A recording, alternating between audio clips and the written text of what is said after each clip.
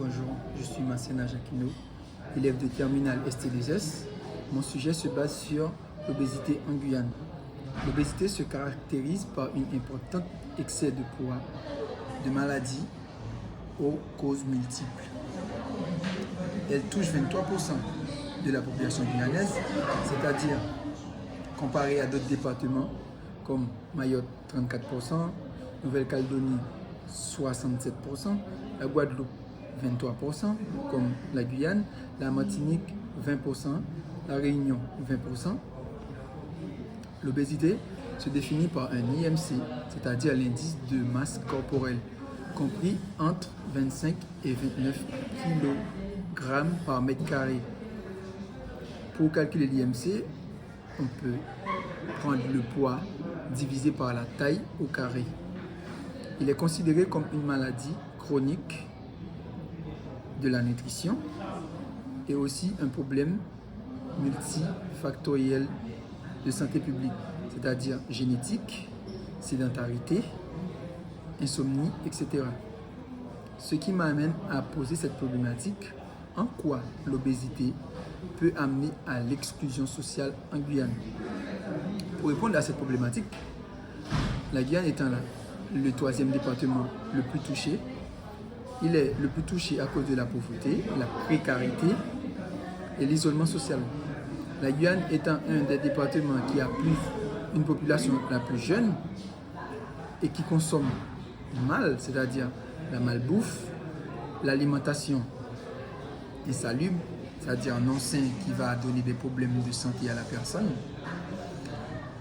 des pratiques non pratiques de l'activité physique, c'est-à-dire la population guyanaise ne pratique pas trop le sport, c'est-à-dire il y a un grave problème d'obésité en Guyane.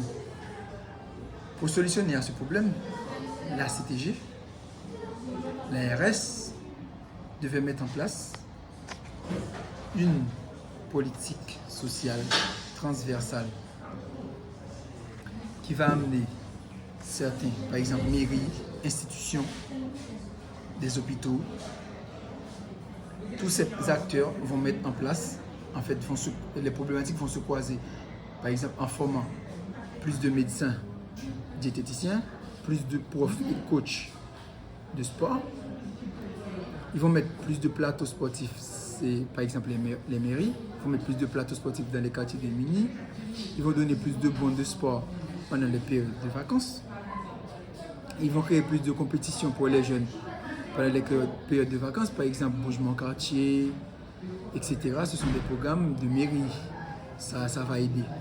Et pour prévenir l'obésité, en fait, les beaux réflexes, c'est de faire du sport 30 minutes par jour, avoir une alimentation diversifiée et équilibrée, limiter la consommation en graisses saturées, en alcool, etc.